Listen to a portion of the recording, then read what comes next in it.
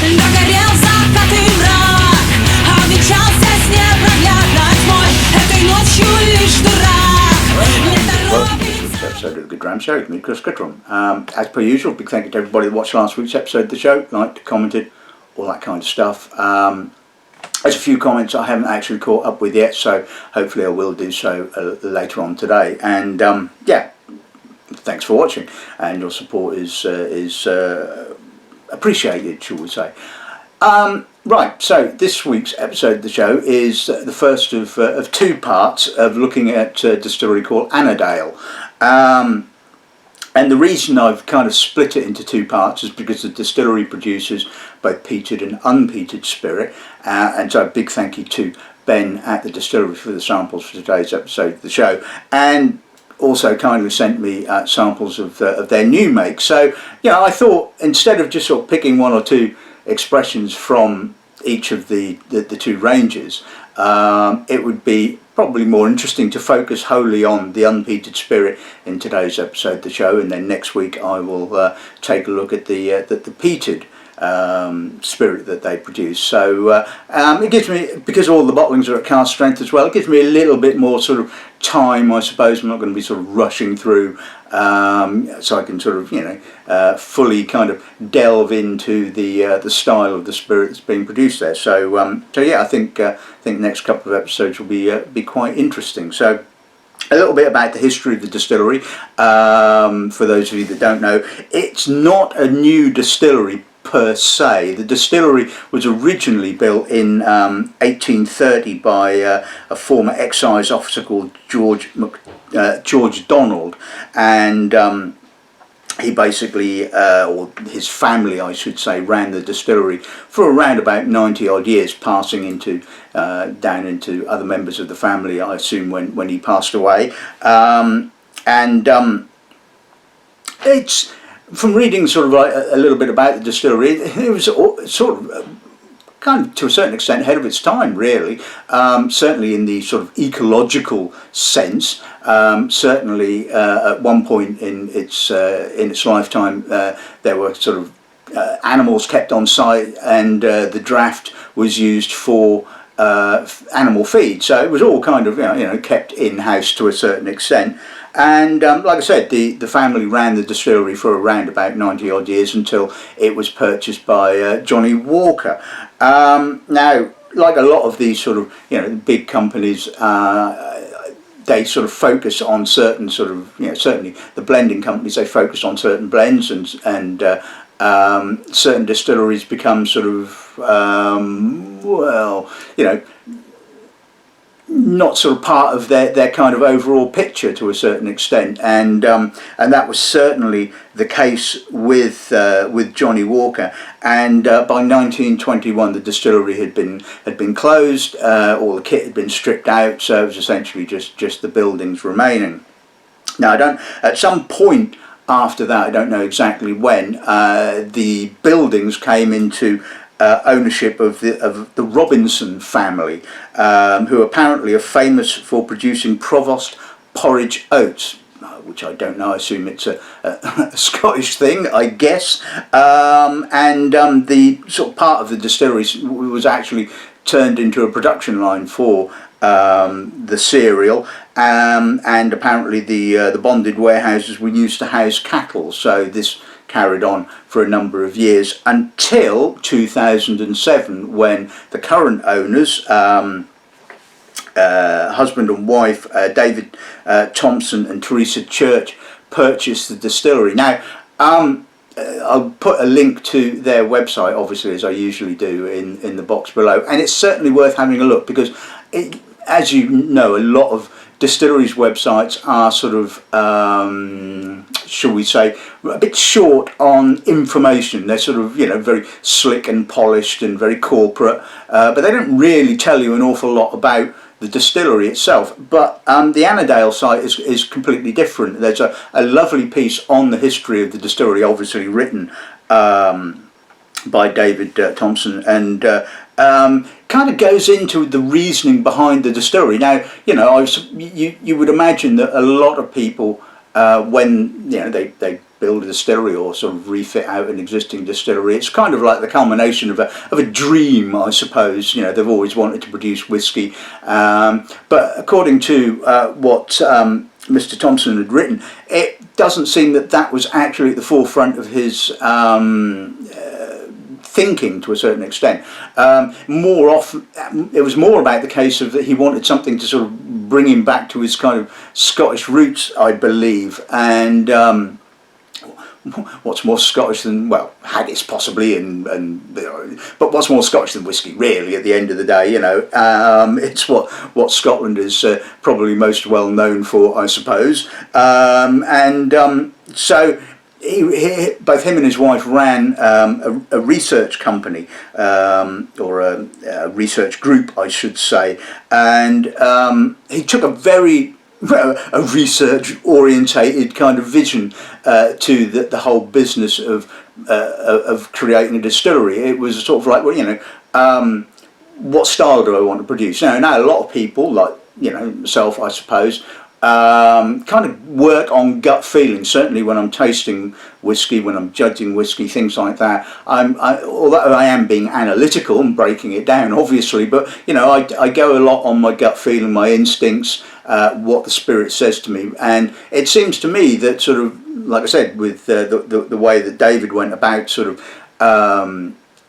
deciding upon what kind of style of spirit that he wanted the distillery to produce, it was basically, he spent a year researching, sort of getting together samples, creating this kind of flavour wheel to a certain extent, and then deciding, you know, where kind of he thought the distillery would kind of fit into the overall landscape. And, you know, it appears to be a bit outspoken, certainly from what he was saying, and I certainly agree with him on his whole idea of that there is no such thing as regional typicity. Certainly, you know, all right, yeah, the lowlands were kind of, when you go, you know, read a lot about sort of like the various regions of Scotland, they kind of try and pigeonhole them into a style, and you know, the lowlands were supposedly light and airy and all this kind of stuff, and maybe that's because a number of the distilleries back in the day were producing triple distilled spirit, like, you know, Auchentoshan, and you know, that was where this kind of misnomer kind of came in. But of course, obviously, as we well know, all regions of Scotland there is no such thing as typicity. You know, you take a look with the Highlands, for example. The Highlands is a huge area. Distilleries on the east coast and the west coast are producing completely different spirit. And even in Speyside, you know, you've got such a variance of styles and characteristics. And so he kind of was working with essentially a blank canvas. And so it'll be, when we get to the tasting part of it, it'll be interesting to see what he's essentially come up with as a style. Now, basically, as I said, they produce peated and unpeated spirit. The peated spirit is peated to 45 parts per million, so moderately peated. But today we're going to look at the unpeated spirit. And the range that they've named the unpeated spirit is Man O Words, named after the poet Robert Burns, and the Man of Swords is the name that they've given to their peated range, which apparently is named after Robert the Bruce. So, as you can see, I have a selection of their samples. They, interestingly enough, have a 3 still setup. So one wash still of approximately 12,000 litres and 2 spirit stills of 4,000 litres, which they charged 3,400 when production. Ran through, so the spirit stills themselves are fairly tall, fairly small, slim-necked boil balls. So they're obviously looking at quite a bit of reflux. So they're looking at the lighter end of the spirit. The fermentation of the wort is moderately long, 66 to 96 hours. So we're not in the exuberantly estery end of the spirit style. So we're kind of starting to get a kind of an idea that they're looking for a fruity wort with some cereal character, fair amount of copper contact and rectification. Work through shell and tube condensers rather than worm tubs to keep the spirit light and clean.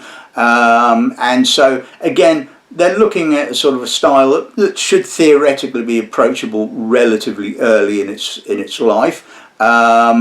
but obviously we will see when we actually get to taste them. The new make comes off the stills at 72.5% and is cut to 63.5% in casking. So the distillery itself was, I suppose, in the sort of the vanguard, I guess, of the whole sort of new distillery building malarkey. Production started in 2014, around about the same time as distilleries like Glasgow, Dalmunnock, Eden Mill, and so on and so forth. So it was one of the earlier of the new distilleries, shall we say. So and it's the first time I've ever had the opportunity to taste their spirit. So like I said, big thank you to Ben at the distillery for kindly sending me the samples, and hopefully this will be an interesting episode. So anyway, I think it's about time that we had a look at the line.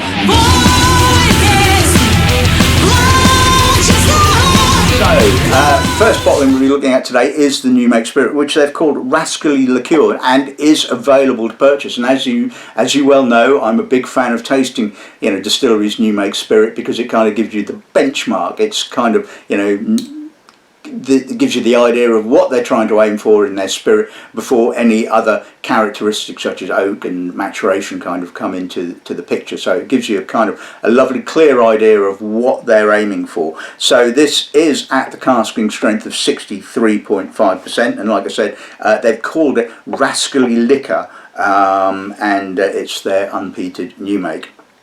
And the next, we'll be looking at the actual single malt releases. The first, like I said, these are all from the 2015 vintage. Interestingly enough, they've kind of, love them or loathe them for this, when they kind of first kicked off the distillery, they were very much aiming at the collector's market. I mean, the first cask was sold for about £1 million. The first vintage bottlings, they do single cask vintage bottlings, 2014, were rather expensive. The price has come down, shall we say, a little bit since then, and hopefully it will continue to fall, although given the current economic climate, I doubt whether that will actually happen or not. So anyway, so this is the Man O Words 2015 vintage ex-Bourbon cask. This is cask number 51. Not sure when it was bottled, but I'm going to guess that this was probably bottled around about 2020, 21 maybe. So we're looking at 5-6 year old spirit. It's bottled at 59.4%. Now obviously, as I said, each of their releases are single cask bottling, so obviously these are the casks they used for these 5CL samples, and there may well be some obvious cask variation between these and the actual 70CL bottlings, but they're going to be there or thereabouts, I suppose. Second bottling is again the 2005 vintage ex-Sherry. This is cask number 813, and this was bottled at 57.9%. And the final bottling is their other range called the Founders Selection, which I guess was a number of casks that were distilled and sort of set aside for the Founders group, but obviously they've decided to sort of start releasing those as well. So this was a 2017 vintage, aged in an ex-Burgundy STR cask, cask number 302, bottled at 61.1%. So I'm guessing we're looking at around about 3, possibly 4 year old spirit at the very most. So that's going to be quite interesting, and my butt is full, shall we say, and it's probably going to be needed, I imagine, throughout the show. Another reason why I've kind of cut them in two, because obviously all of the samples are at cask strength, so it gives me a little bit more time to sort of like play around with them, shall we say. So anyway, I think that's enough waffle, don't you? So I think it's time to taste some new.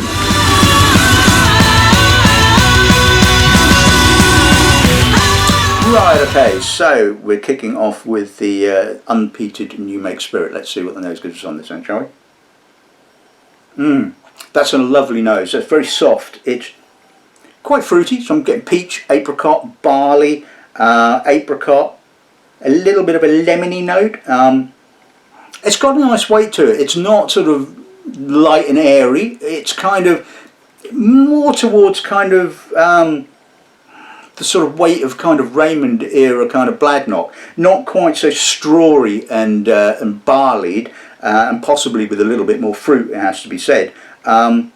It's wonderfully clean. There's a little bit of an off the still note, a little bit of an oiliness.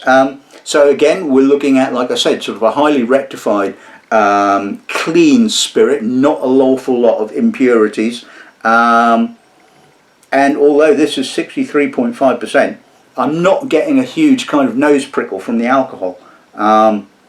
That's a lovely nose. It's a lovely spirit, it has to be said. Let's see what that's like.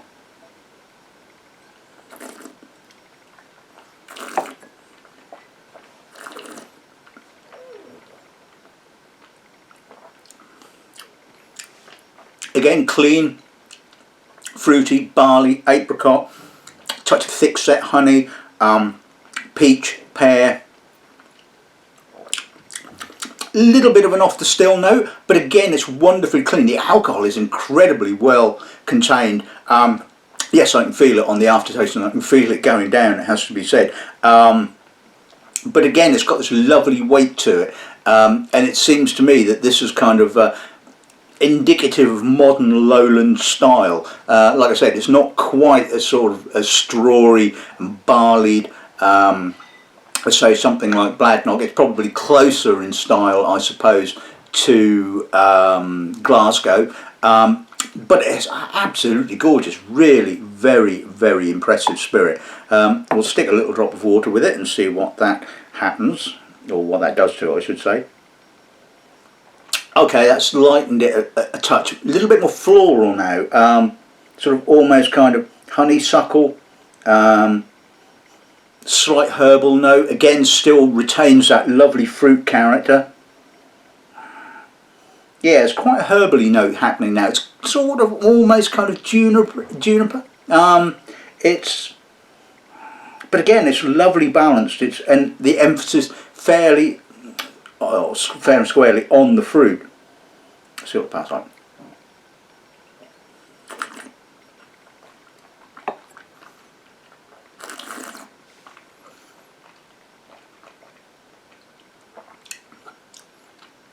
Soft, rounded. It's got quite a nice creamy mouthfeel to it. Although there is a little bit more raw barley kind of now. Not quite so much fruit. The barley is kind of more noticeable, more pronounced. A little bit of honey as well coming through on the finish. Nice length for a new make. The barley theme is like I said, the predominant characteristic now, and it's less fruity, more barley, a little bit of biscuitiness as well on the aftertaste. Wonderfully clean, like I said. I'm really getting none of that kind of pungent, off the still, oily character. So it's kind of obvious. It's showing you what the distillery is kind of set out to produce, and it'll now be interesting to see how it interacts with the oak. So yeah, good stuff.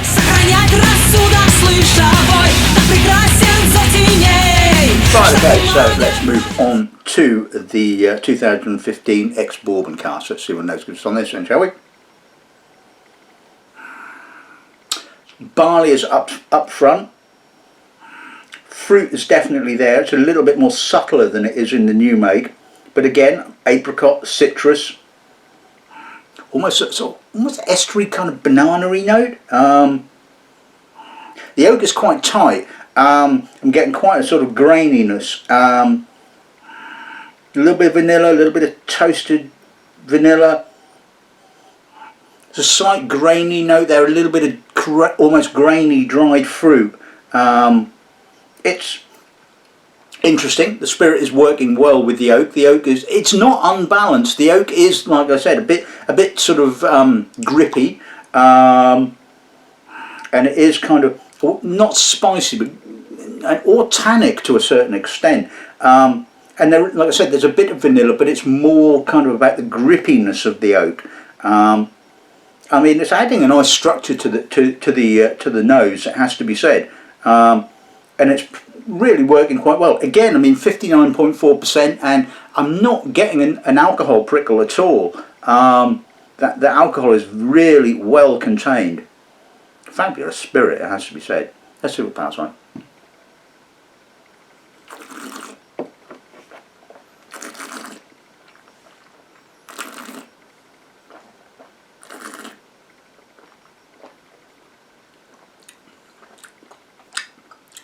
Again, the oak is quite grippy, but there's a little bit more vanilla, a little bit more softness, a little bit more creaminess to the palate. Again, fruity, more barley. There's got a sort of, not a raw barley, but a sort of a natural barley kind of character. There's some apricot, vanilla, coconut, a little bit of toffee. The alcohol is definitely noticeable, although it's not too impinging. It's certainly masking the finish. And again, like I said, the oak is quite tight and grippy.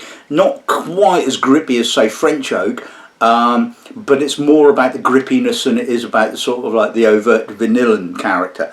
A little bit of tannin on the finish, a little bit of toastiness. I mean, that again works really nicely. It's a lovely spirit. It's really nicely balanced, and we're going to put a little drop of water with it just to see what that does to it. Right, so it's bringing out the barley, again, citrus, and again that slight floral note, honeysuckle possibly. The oak has certainly sort of like dropped off a bit. It's not quite so tight, which is kind of what I expected to happen with a little drop of water. Again, I'm getting that herbaceous note. It's not so junipery now, it's more herbaceous. Touch of gooseberry, some sort of really I can almost smell the gooseberry skin, that sort of slight furriness. Now I'm getting some creamy vanilla as well, so the oak has kind of just settled down. A little drop of water has really kind of opened this up, nose up really nicely. So it pass on now.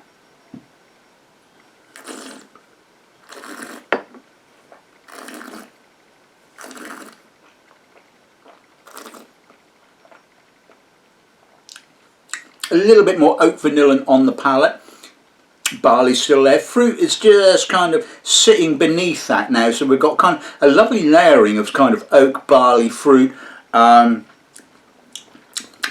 citric bite on the finish. Little bit of tannin as well. And again, there's that slight herbaceousness, that slight herbally spirit note just kind of coming through on the aftertaste. Again, lovely balance, lovely layers to this, good progression. That is an impressive whiskey for its age.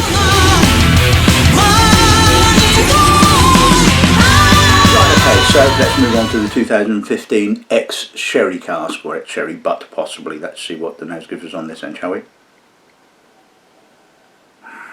Raw herbal oloroso, chunky raisinated fruits. Not an awful lot else, it has to be said. There's a bit of date, chocolate, milk chocolate. I'm getting a little bit of raw herbally kind of spirit, but it's not. It doesn't have that kind of fruitiness. It doesn't. I'm not getting any of that softer barley note. I'm not getting the apricot, anything like that. It is kind of. It's being dominated by the sherry. Now, maybe given more time, the sort of like the raw sherry notes will mellow out a bit. But at this present moment in time, it's a bit unwieldy, it has to be said. And I must admit, this is not as impressive as the Bourbon cask. Very clean. I'll give it that, no blemishes. So obviously their wood sourcing policy is pretty damn good. But to me, this is really quite disappointing. But then you know what I'm like when it comes to sherry cask whiskies. It's got to be something pretty bloody good for me to sort of like get excited. And I'm afraid the balance is just skewed far too much to the sherry cask on this. Let's see what pass on.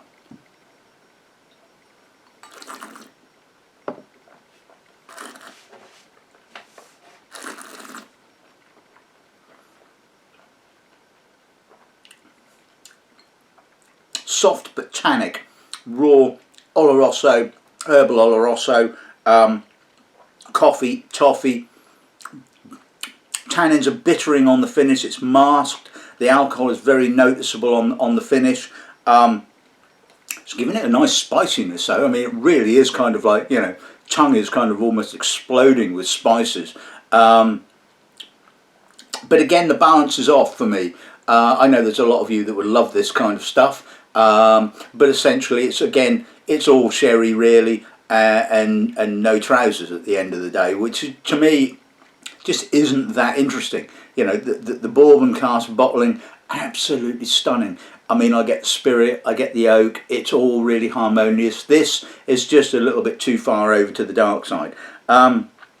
Let's try a little drop of water. It often tends to sort of mitigate some of the sherry character, so we'll see whether that is indeed the case. Okay, it's given it a sweeter edge now. It's not quite so raw.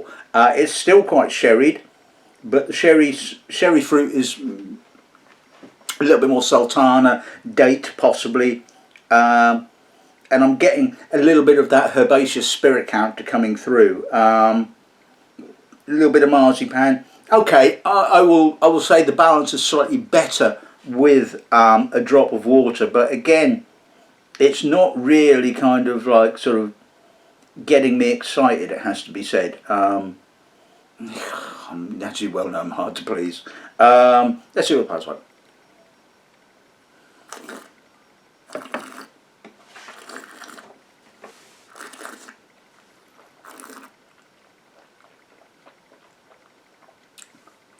Much like the nose in actual fact. I mean, it's softer, it's more chocolatey, less raw, but it's still pretty much sherry dominated.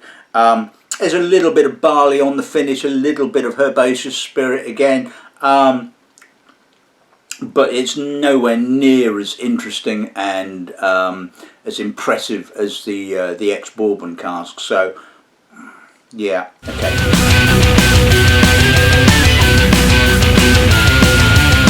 Right, okay, so let's move on to the STR Burgundy cask. Let's see what the nose gives us on this then, shall we?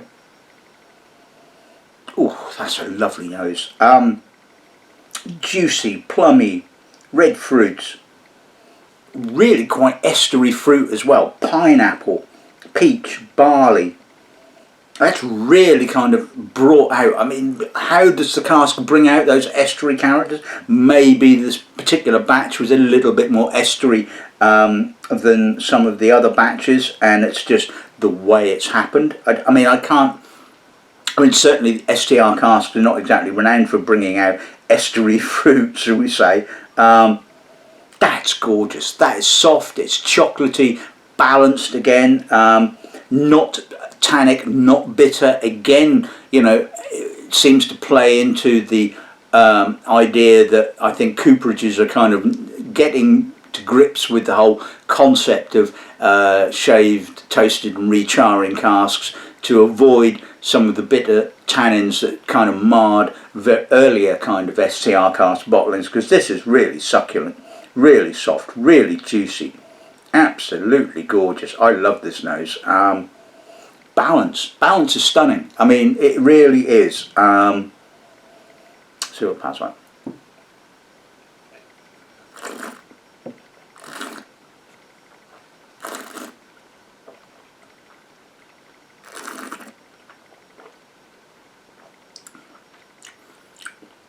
That's wonderfully juicy. Okay, I will say that the STR cask is more dominant on the palate, but it does kind of eventually give way to that sort of estery fruit, apricot, pineapple, apple, barley, but it's got this gorgeous juiciness. My palate's salivating. It's got spice, red fruit, juicy, plummy, sort of red currant fruits, a little bit of tannin, a little bit of spice. Not as masked as you would think, actually, for 61.1%. I mean, the alcohol is emphasising those spices absolutely wonderfully. I mean, this is dangerous whiskey, it has to be said. You could drink an awful lot of this and then suddenly stand up and realise that, yeah, your balance has kind of gone. Absolutely gorgeous. I mean, just superbly balanced. I don't know who the blender and not really blended, is it? It's a single cask, but I don't know who selects the casks. Whether it is, you know, the owner, or whether they have a sort of a head distiller, master blender, or what have you. But damn, that's good. Let's put a little drop of water with that, because I'm pretty certain that's still going to hopefully, fingers crossed, stay pretty much the same. Oh yeah. The STR cask was dialed down somewhat, as I was expecting, and that lovely kind of estery, grapey, sort of banana-y, subtropical fruit note is coming out. I mean, that's gorgeous. It's juicy, it's fruity. Touch of white fruit, a little bit of chocolate, a little bit of spice. God, just gorgeously balanced. I love the nose on this. Let's see what it passes on.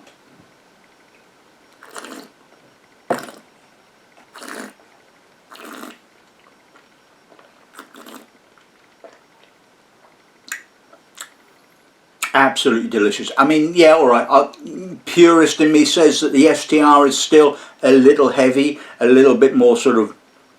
It's the obvious defining factor of it, but it's not the overall characteristic of it. I'm getting the fruit, I'm getting the esteriness, I'm getting that little bit of herbaceous spirit on the finish. A little bit of cereal. It does taste a little bit younger than the other two. Oh, well, certainly the bourbon bottling, it has to be said. Can't really tell about the spirit on the sherry, but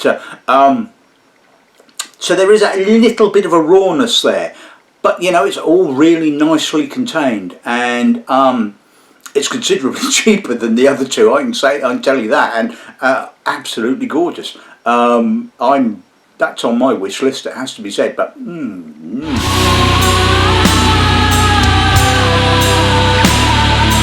Right, okay, so let's sum today's episode of the show up. Again, a big thank you to the distillery for the samples for today's episode of the show. I think this is really intriguing, and they do produce a lovely kind of 6 5cl box set of the three Man O Words and the 3 Man O Swords bottlings, and you know, if you're curious about sort of trying the distillery without wanting to sort of shell out big bucks for the full bottles, then you know, buying one of the sort of like the sampler sets is just absolutely great, I think. It doesn't include the new make, unfortunately, but the new make was gorgeous, really nice, and obviously set out its stall for how they perceived the character of the spirit. So it's got some weight to it, it's got some lowland character for me, it's got that lovely fruitiness, and you know, it certainly fits in with the pantheon of kind of lowland distilleries. It's certainly not aping any of the other ones. It's closer in style maybe to Glasgow, but this is obviously what they've kind of perceived to be the modern lowland style of spirit, and well, bloody gorgeous, that's all I can say. The bourbon and cask, I mean, that was absolutely gorgeous. I mean, it really had the balance for me. I mean, you know, the spirit character was evident. The oak was maybe not quite as vanilland and a little bit tight. Maybe when it was neat, put a little drop of water with it, really opens out. Really very impressive. And you know, if this is going to carry on in this kind of way, it's certainly got the feels to me the ability to age. So I think this is going to be a really intriguing distillery to carry on watching.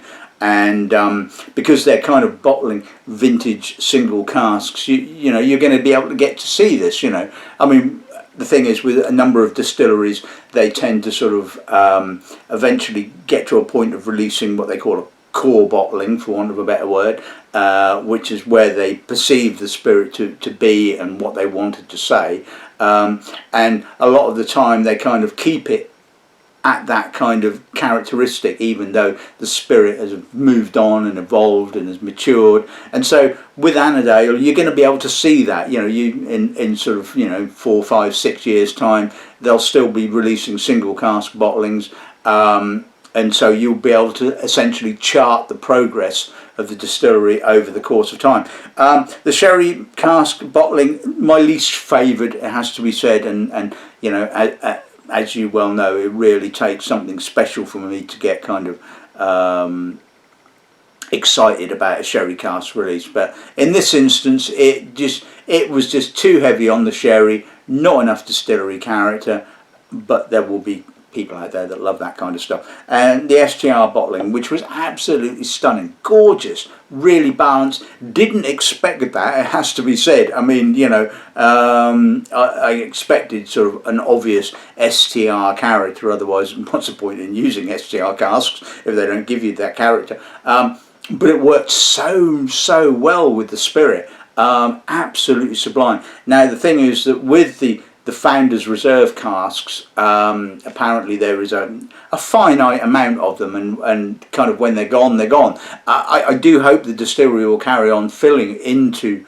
ex-STR casks, because it really seems to work that well with their spirit. Whether they will or not, of course, is up to the owners. It's not my decision, is it, at the end of the day, but I would certainly suggest that they carry on doing so, because like I said, they're just bloody good. Ditch the sherry, forget about the sherry, or use refill sherry casks. That's what I would suggest. Take some of the sherry casks you've already bottled, reuse them. I'm sure they're doing that. I'm sure, like all distilleries, they're all very ecologically minded, or penny pinching if you want. I mean, you know, the casks are not exactly cheap at the end of the day, so get as much out of them as you can. But I would certainly be interested to see a refilled sherry version of their sherry cask, just to see whether the balance is better. But you know, as it is, there's a couple in there that I think are really very, very impressive. So that's this week's episode of the show in the bag. I hope you've enjoyed it. I hope you'll sort of tune in for next week's episode of the show when I look at their peated spirit. It might be a little bit earlier. I've got some time off tail end of next week, so there's a possibility I may well do it a little bit earlier than next Sunday, so it may well be a 2-episode week. You never know. Oh, you lucky people. Anyway, until then, good dramming and good afternoon.